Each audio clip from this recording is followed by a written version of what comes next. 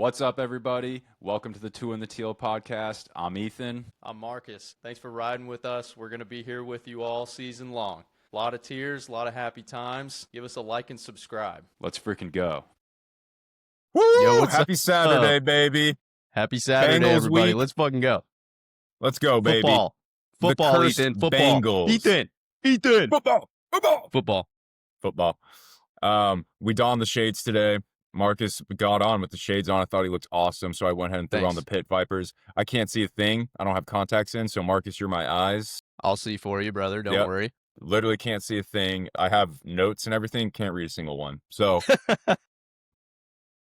my eyesight's so poor. Bengals week, Marcus, I don't know if you have thought about how the last two matchups against the Bengals are so cursed. Two matchups ago, that was at Cincinnati. I think it was Thursday Night Football. We lost 24-21. We should have won that game. But that was Trevor's rookie year when Urban Meyer and Trent Baalke threw him out there with Laviska Shenault, DJ Chark, and I don't even know who else for his weapons. And yes.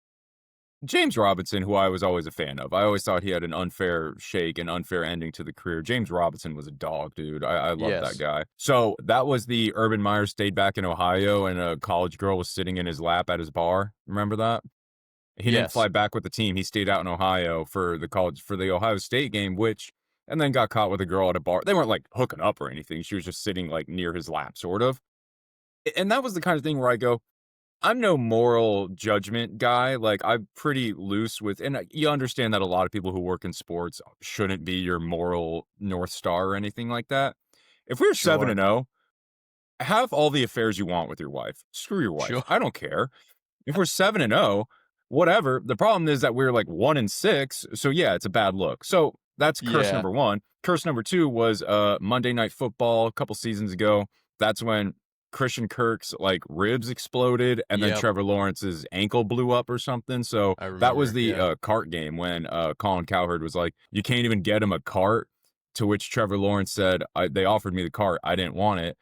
And Colin Cowherd responded to that by saying, you're my franchise quarterback. I don't care what you want. You're getting on the cart. Yeah. Just because of the visual of him limping his way to the locker room. And that's when Colin Cowherd said that the Jaguars should move to Orlando because we are a, quote, Mickey Mouse operation. So the cursed Bengals, man. So this is the time to rewrite the script. Liam Cohn, we got the adults back in the room like we've talked about. How are you feeling about this weekend? Look, man, we talked about last week on week one against the Panthers. We talked about how that was such a such a crucial game for us to win because it sets the foundation, right? It sets the foundation of us moving forward. Amazing coffee cup, by the way. What is that? What does it say? Life without cats? I don't think so. Yeah, that's cool. So Ethan, we talked about it, and we also said if we lose, hopefully we just lose a hard-fought battle with not losing on mistakes. Well, guess what, Ethan? We won. Okay, so our foundation that we have to capitalize on and build upon is there right now. Yes. So I have my shades on as hater blockers currently because out in the general public, we're getting exposure of the Bengals are just better. They're gonna win. Blah blah blah blah blah. I don't care. We won week one. We have the foundation. We have the ability to win. We have people in the right spot. We have the coaches. We got men in the locker room that we need. This is a winnable game. Yes. And I don't care about the curses that have happened in the past. Okay? This is a new script, Ethan. Yes. A new script. And I am so jacked to watch this game on Sunday. Yeah. You know, I'm going to dive into Mark Schlereth was on the call for the Jaguar-Panther game. And again, it was the Panthers, but he had a clip on his podcast, and I'm going to talk about it here in a second. One thing that I liked is that Liam Cohn kind of got it out in front and just said, Jamar and T are going to make plays and catch big passes, and they're going to do their thing. It's just going to happen. It's how do you respond to that? Do you have a pity party? And this is where I go, Jordan Lewis and Eric Murray aren't going to have pity parties. Right. And that's why they were brought in. They weren't brought in, and also they weren't brought in on $40 million contracts, anything like that. They were brought in to be savvy veterans who play hard and are smart and understand how to work with a Jamar Chase and a T. Higgins, understanding they're going to make their plays. Outside of that, the Bengals, it seems like it's kind of a Joe Burrow, Jamar T team. Trey Hendrickson's going to get his. I love Trey Hendrickson. Yeah, he's awesome. What a dog. Yeah, he's so awesome. Our tackles have their work cut out for them, but guess what? They love LaQuint Allen as a pass blocker. Throw in a couple chips if you need to. Brenton Strange can give him a little something if you need to. Like, it feels really like if Jamar and T don't have, like, huge days, then we've won this football game. I feel like this game's wide open, Ethan. It's wide open, and if you go on Bengals Twitter, it's for them, it's the exact kind of game that the Bengals would lose. It's also our kind of game that we would lose, so it's kind of like just spiritually, it's one of those, because I saw that neither team has started 2-0, or neither of these quarterbacks have ever started 2-0, so it would be a first for either way. But let me do this Mark Schlereth thing really quick. So he was on the call for Jaguars Panthers. Okay. He was the one that said, a few weeks back, he said the Dallas Cowboys are the Jacksonville Jaguars with a better marketing team. Okay. Just stew with that one for a second. Okay. I would just disagree right out the gate because the Cowboys won 12 games 3 years in a row, and the Jaguars would sacrifice all firstborn children for that, by the way. And I mean, I can't really say that honestly makes sense to me. Yeah, no, I know what he means. He means just like this isn't a very like stable, good operation. It's just that they're the Dallas Cowboys is what he was trying to get at. Right. Now, he has a podcast called The Stinking Truth. So Mark Schlereth, by the way, he was John Elway's left tackle. He has 3 Super Bowl rings. He has a gold jacket. Yeah. So he works for Fox, and he said that when he was at Jaguar practice doing their game, getting ready for the game, he ran into Tony Baselli, and Tony Baselli said, "You got this organization so riled up with that comment." And he goes, "Did I really?" Like, because for him, it was just a passing comment, like just something that fell out of his mouth type of thing. He didn't really mean it, he was saying, but he said his entire opinion on the Jaguars changed with this interaction with Tony Baselli, because Tony Baselli said, James, Liam, all of them were getting pissed off about it. And Tony said, is he wrong? Tony was like, we have no wins to show for it. We have no stable, long-term, like, consistent success to really fire back at that. He was like, it's kind of right. And Tony was saying, he told the building, you have to change that. And the only way to change that is wins. Yep. It's the only thing it's going to happen on the grass. Winning cures everything. Yeah. Schlereth said, that changed everything for him. He said that your executive vice president of football operations is that raw, unfiltered, and honest. And then he started walking through just some stuff that I'll do it quickly. Said, so one, you bring in Liam Cohen. He said, I was impressed with the intentionality of everything. Intentionality. Beautiful That's a great word. That's you know what? We should write that down, and we should use that. Intentionality. We should definitely be using that word. So you bring in Liam Cohen, just calls a good offense, all that. And then he goes, offensive coordinator, Grant Udinski, spent time as the co-head coach or something in Minnesota with Kevin O'Connell, who is also from the Sean McVay tree. All right. So now you've got an OC who speaks the language. Yes, you sir. bring in Robert Hainsey, the center, so that your center speaks the language, he was with Liam Cohen last year. Yes. He lost the starting job to Graham Barton, but Graham Barton's really good. But speaks the language. He said, you bring in a great veteran like De'Ami Brown, not for a ton of money or anything. Intention, just a solid dude that you can count on who's going to block. You didn't go for this big splashy, like how Trent Baalke would have done. Like, we signed, Gabe Davis for $40 million. Bad signing in hindsight. Right. Hindsight's 2020 for sure. And then he goes to the defensive side of the ball. He goes, Jordan Lewis and Eric Murray, who, by the way, both made huge plays in game 1. He goes, those are the guys calling the plays on the defense, by the way. Is a 10-year veteran in Eric Murray, a stout slot corner in Jordan Lewis. And just like he said, he was watching the defense practice. He said that Campanile guy, he goes, that Campanile guy is a star. He's good. Wow. Really good. He said his attention to detail. And Campanile, DCs that he's coached under Vic Fangio, the Eagles defensive coordinator, who just won the freaking Super Bowl. He used to be a head coach in the NFL. And then there was another big name. I think he might have worked for Steve Spagnuolo over in Kansas City. It was one of those big names that it was like, Campanile's been around high-level coaching. And so he just talked about all of the stuff that they're doing is with so much intention. He goes, even their draft picks, even this Travis Hunter stuff, he goes, they raise the floor of every position group on the team except that was another thing he said is, Nick Mullins. He goes, I spent some time with Nick Mullins just talking to him at practice. He goes, that dude's going to coach football when he retires. He said how he communicates, how smart he is, how helpful he is to Trevor. And he goes, and you know what that means, by the way? Not a very good player. So anyway, yeah, we don't have the best backup in the league, but sure. Just the intentionality of everything. He said, quote, this is not your daddy's Jaguars. He goes, the Jaguars are ready for prime time and the Jaguars are going to win this division. And his co-host was like, what? And I was like, what?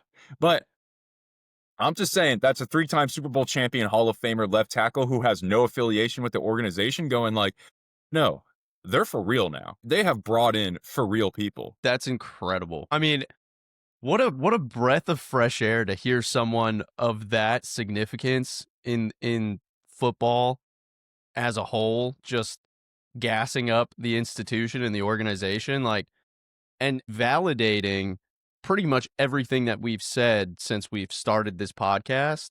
I mean, we feel like on this show that we have the keys for success now.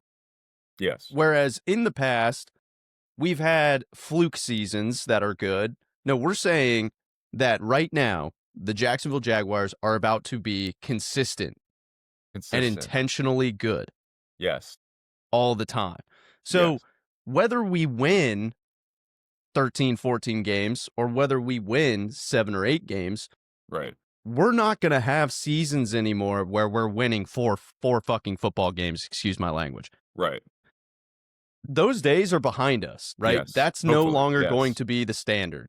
Yeah. If that happens, we have to do this whole process again, Ethan.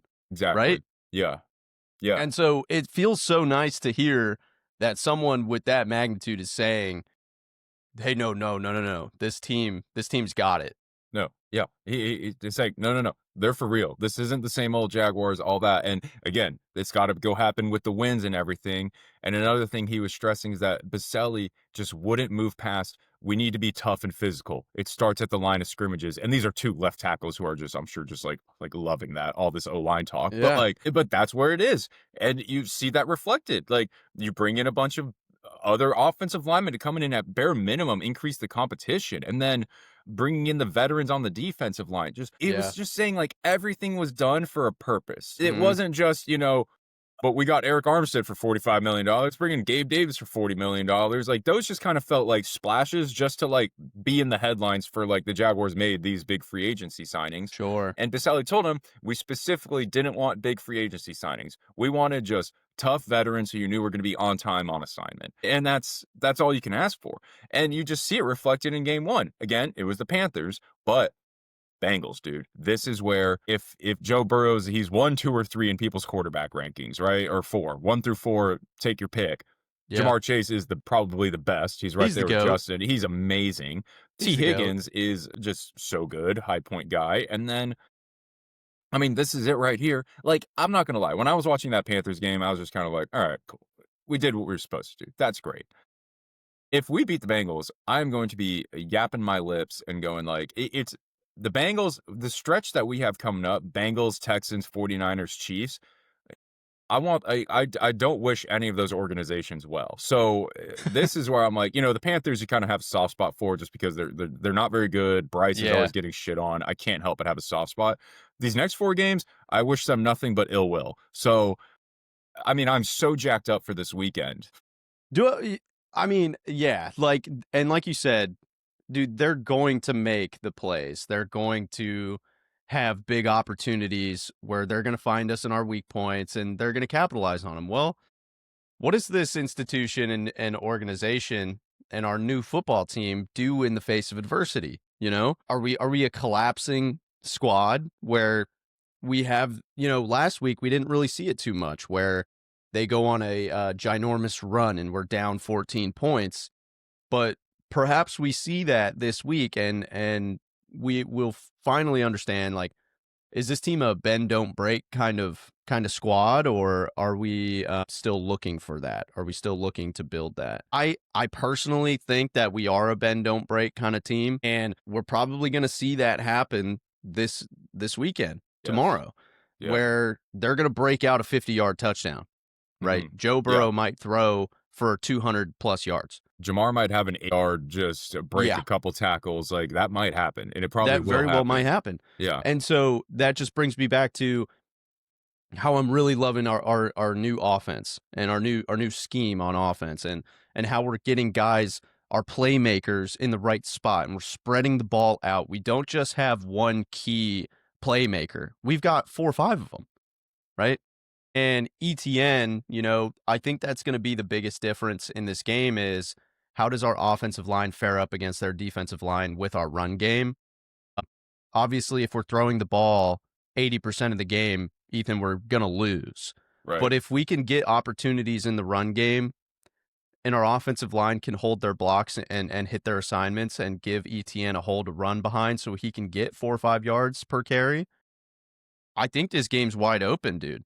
I really wide do. Open. Marcus, the Bengals had 7 yards of offense in the second half against the Browns. They won that game 17-16, I think. They won that game. 7 yards of offense in the second half. Yep. And if you go over to the Bengals universe, this is like, people want Zach Taylor's head, their head coach, brother of Press Taylor. And I see, really. Small world. Yeah. Isn't that crazy? Oh. Small world. Wow. I think you have to treat them with the utmost respect, as they have been in a Super Bowl before. They very easily could have won that Super Bowl. They're a good team. They're a real good team. Treat them with the utmost respect, but also come out and smash their faces in. Like, and you nailed it. This is obviously, like most games, going to start with lines of scrimmage, and then just, can you limit those Jamar and T plays? Can you make them so that it's not at these opportune times? And I got to say, the additions of Jordan Lewis and Eric Murray make me feel so much more confident in that back end. By the way, we haven't even talked about Travis Hunter, who I keep forgetting is on the football team. He just feels like icing on the cake at this point, where I'm like, BTJ, Diami, Parker Washington, Brenton Strange. That Hunter Long guy caught a touchdown. I know. My buddy Bobby, the Dolphins fan, he was originally on the Dolphins. He was in that Jalen Ramsey trade when Jalen Ramsey went to the Dolphins, and then he was in LA, whatever. And he just goes, "Did Hunter Long catch a touchdown for you guys?" And I go, "Yeah." And he goes, "See, he was on the Dolphins at one point," and whatever. So nice backed up tight end, wonderful. And then you go to our back end. Jordan Lewis covering a guy in the slot. I wonder, I heard someone say, though, that what we're going to be doing is kind of more, this is what Mark Schlereth was saying, actually, is that Jaguars do more of the zone, where we're like, Jamar and T are going to get their 8-yard, 10-yard, that's going to happen. It's okay, but we're going to kind of try to pin you in field goal range, essentially, is the game plan. Yeah. Shorten the field. Absolutely. Shorten the field. I mean, and that's just defense, and that's good defensive scheme, because when the field is so wide open, you can afford to give some yardage, right? You can afford it. When the field shortens down, your zone defense becomes way stronger, right? Yeah. So I think that's a fantastic point. Yeah, it's going to be fascinating. He said, like, the amount of DBs that we have on the field, he goes, they have one more than people usually do, so they'll actually take one out of that front 7 and go, again, yeah, here's 6 yards, but you're not going any more than that. Like, is how this has kind of been doing, and it's going to be fascinating, and man, I can't wait. Like, this is like the true, okay, here we go. Like, let's see what we got here. Yeah, a real competition, and it's notable that the Bengals typically do start out slower. Yeah. Like, on paper, but I'm not even paying any attention to that at all. I'm not even giving it my mind whatsoever, because you got to give them the respect, right? They are a really, really good football team, and I think they're very well coached.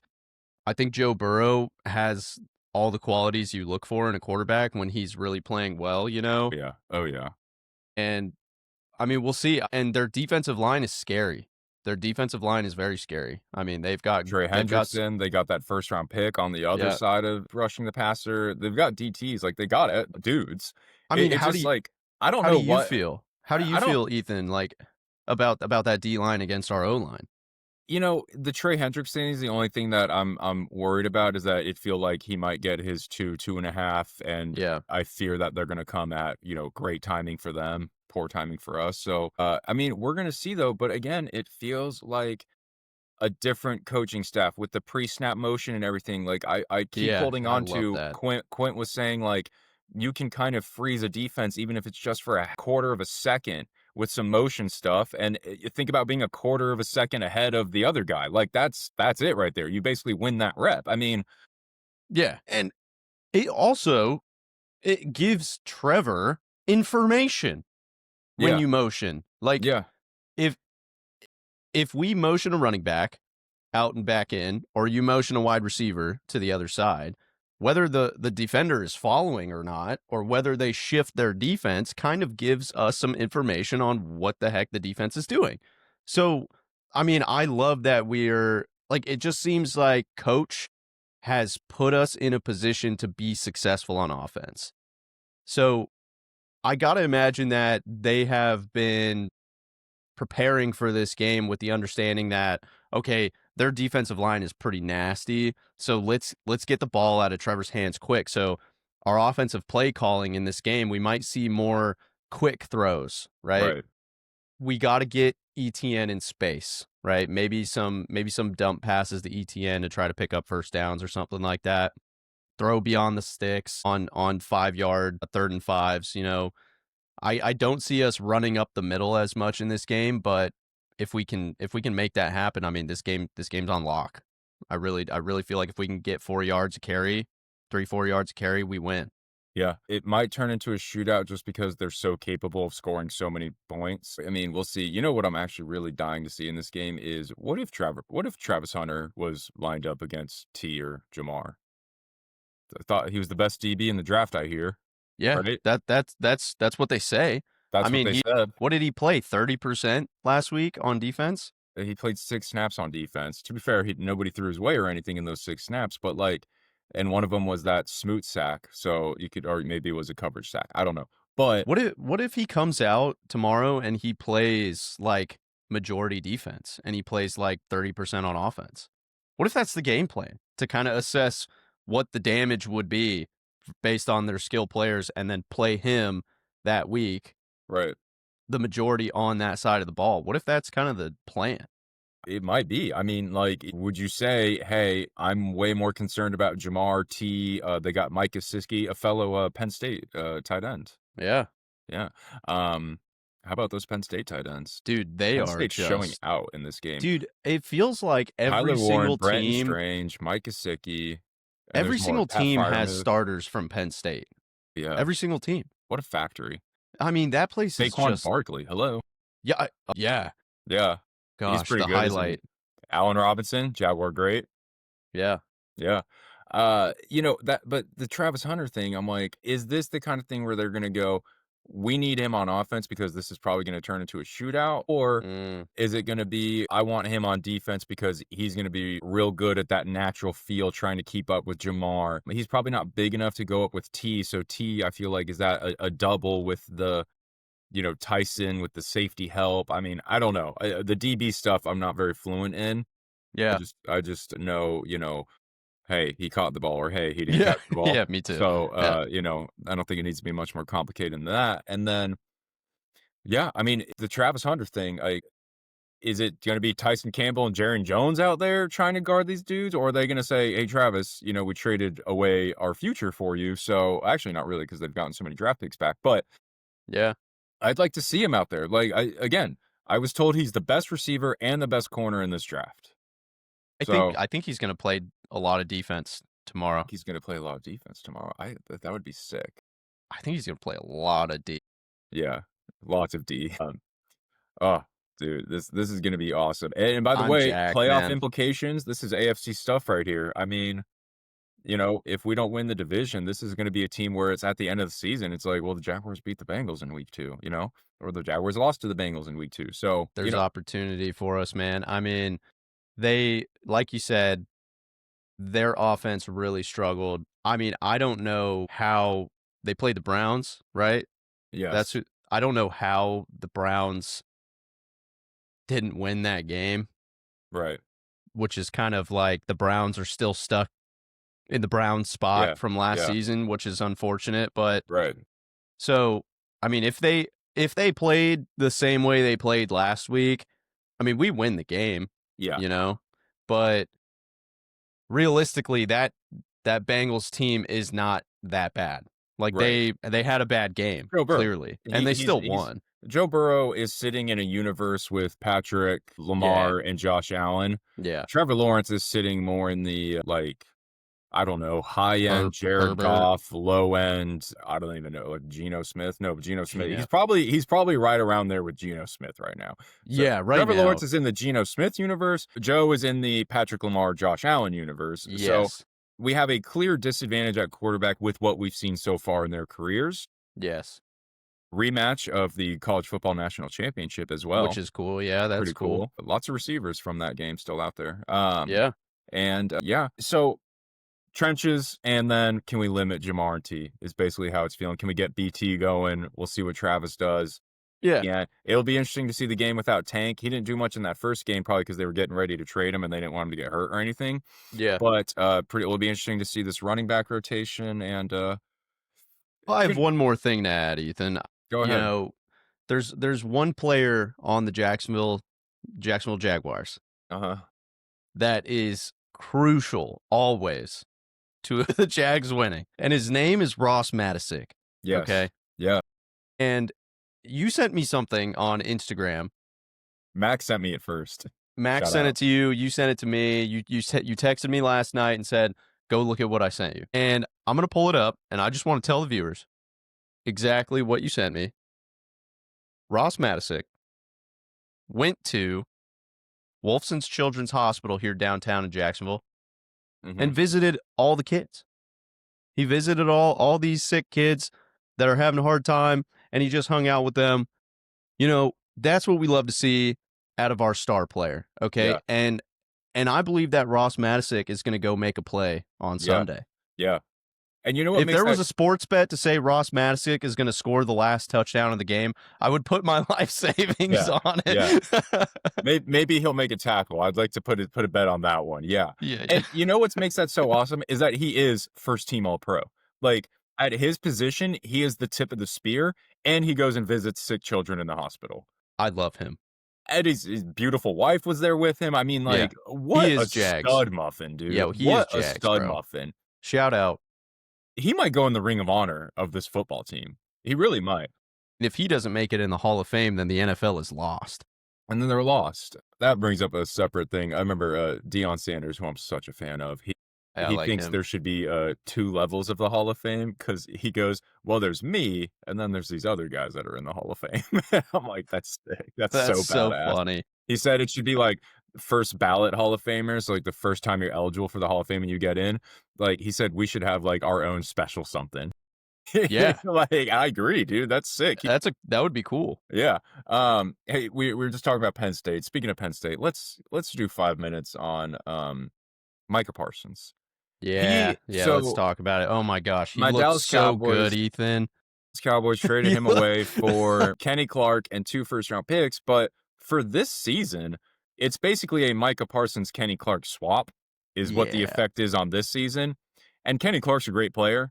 Micah Parsons, I was yelling at Natalie on Thursday night. I was going in a nice way. I mean, I just go, players as good as Micah Parsons aren't available usually. That's why Myles Garrett has been stuck on the Browns. Denzel Ward has been stuck on the Browns. That J.C. Horn guy in Carolina is an all-pro corner, but he's stuck on the Panthers. Because these teams, you don't let those kinds of guys leave your organization. No, you don't. Justin Jefferson and Jamar Chase will not be available while they are in their athletic prime, right? Yeah, right. Micah Parsons, you see, like, because people will float the question, like, what if J.C. Horn went over to Philadelphia? What if J.C. Horn went over to a Chiefs? But that's not going to happen. But it did happen with Micah Parsons. It was the Packers have all these great young receivers. They've got a real good front seven. They've got some promising young DBs. They've got a promising young quarterback. They've got Josh Jacobs in the backfield. Yeah. And it's just like, wait, they added Micah Parsons? Wait, hold on.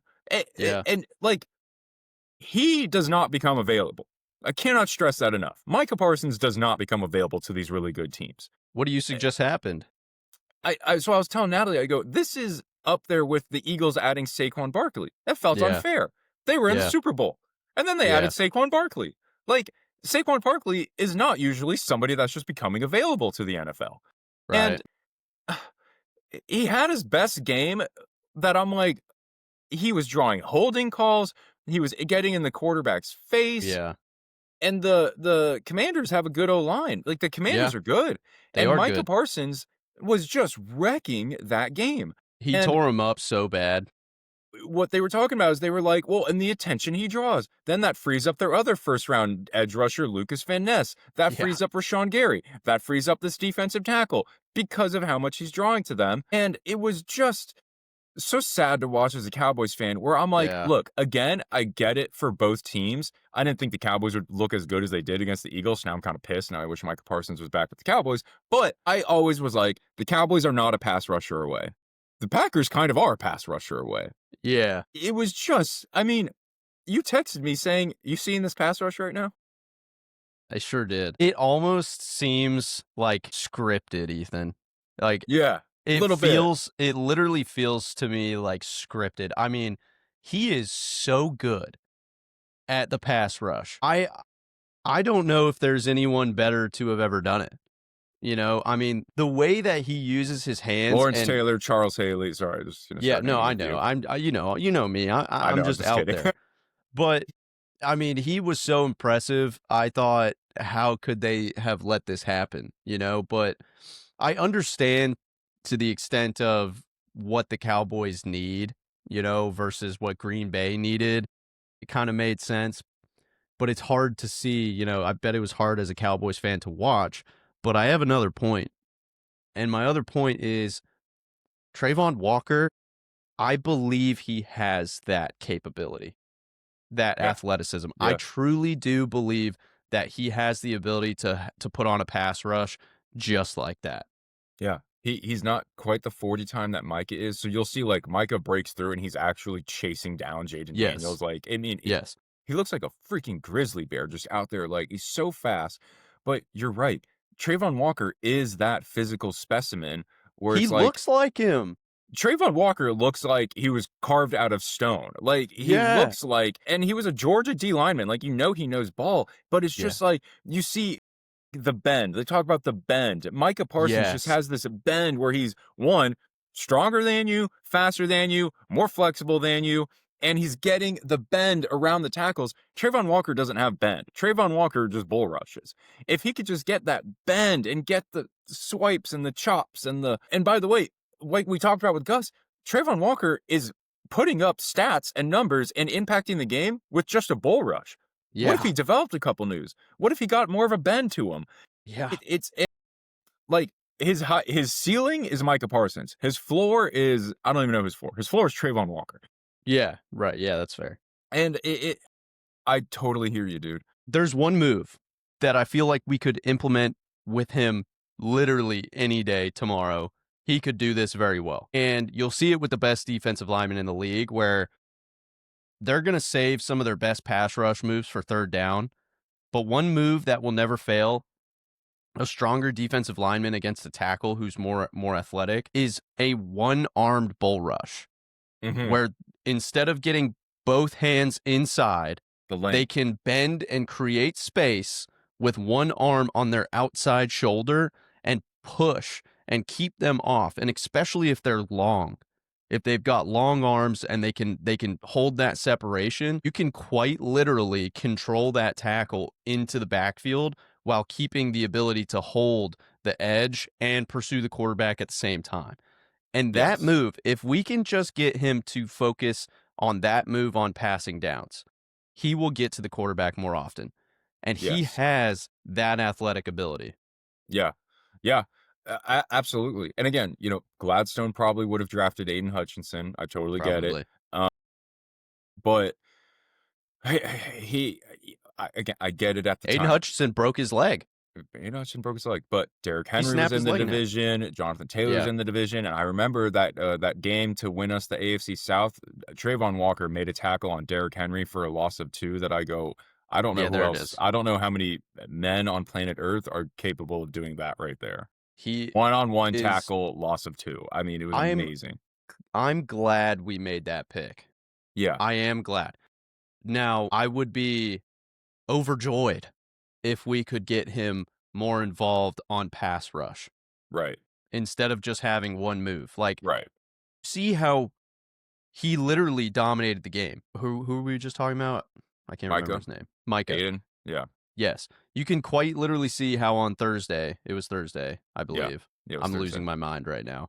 You It's all can right. see how he literally dominated the game, like up front, and got in the quarterback's face on pass plays. Like, that's what we can get out of Trayvon Walker, dude. Yeah. Yeah. And, the division's wide open. The Colts, similar to the Jaguars, they got to kind of just beat up on a bad team. The Dolphins, sorry, Bobby. Shout out, Joe. And the Colts looked like, Daniel Jones looked like prime Aaron Rodgers. I need to see a few more games of that before I go, the Colts got themselves prime Aaron Rodgers here at quarterback, because Daniel Jones historically is not that. No. Daniel Jones will hit the market. Saquon Barkley does not hit the market, right? Exactly, So, yeah. Texans, they still have their offensive line woes. CJ Stroud, he's really good. Don't get me wrong. He's really good. Every time I've seen him live, I'm like, oh my God, he's so good. I've seen him twice live. It was that first time when his rookie year, he threw like 400 yards and 4 touchdowns right in front of our dumb faces, because I was like, oh, this is going to be awesome. Like, we're definitely we're going to gonna beat the beat up Texans. this rookie, yeah. And they destroyed us, right in Yeah. front of our dumb faces, And then I went to a game in Houston, and the Jaguars won 24-21. But still, I'm like, he is so good. Like, just so effortlessly putting Capable. 40-yard bombs right in dudes' hands. Yeah.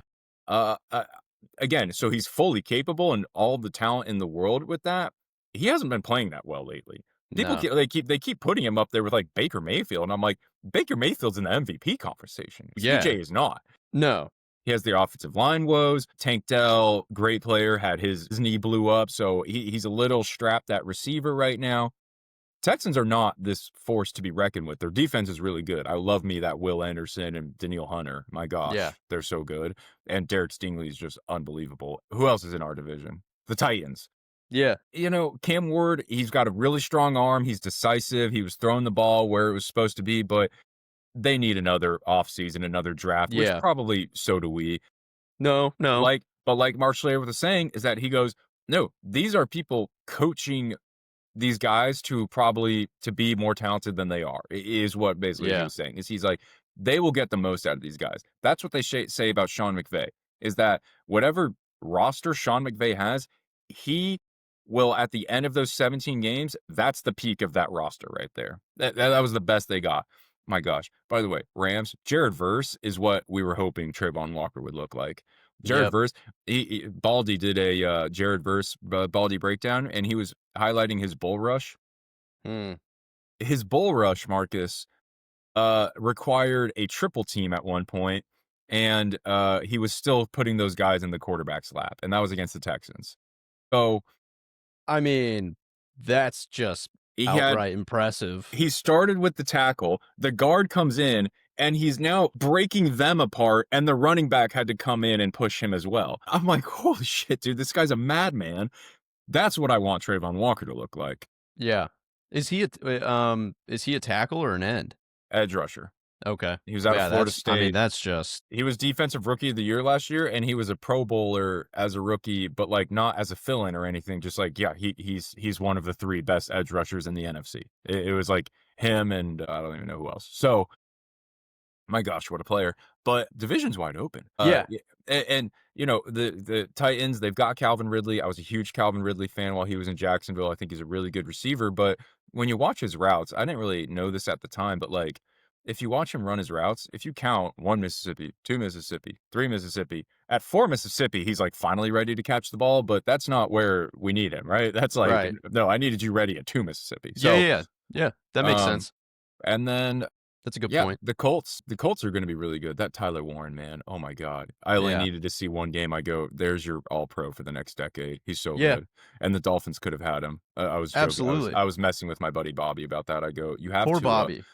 Tua needs weapons and O-line, and you drafted a defensive tackle out of Michigan, and then Tyler Warren went with the next pick. Why didn't you take the new security blanket for Tua? And he was like, I don't know. So anyway. Feel bad for Bobby. I feel bad for Bobby too. Yeah, it was a tough watch, but they they still have they've got the opportunity to show. Yeah, it's just week 1. They need to dump Tyreek Hill. Tyreek Hill and Tua clearly don't like each other. Gosh, he's just got an issue, man. He's got an issue. But anyway, I mean, let's see. Tomorrow we've also got we've got Jaguars at noon. The Cowboys are playing the Giants. I'll be interested to see what the Cowboys can do against the Giants. The Giants have a nasty D line with Abdul Yes. Carter, Thibodeau, Abdul Carter is sick. and Brian Burns, and then they've got some defensive tackles that are really good. So that'll be a good game for the Cowboys. We got the Super Bowl rematch, Chiefs Eagles. That'll be fun. What do you like there? I just, I think that I got a hot take. I think Kansas City's on the decline. I really do. Yeah. I think that they're crashing, and I think that the Eagles are just too good. I think the Eagles are going to probably make another Super Bowl appearance this year. That would make the most sense to me. And Kansas City is about to become a 7-10 win type team. And they're not going to hit the Super Bowls anymore. That's how I feel.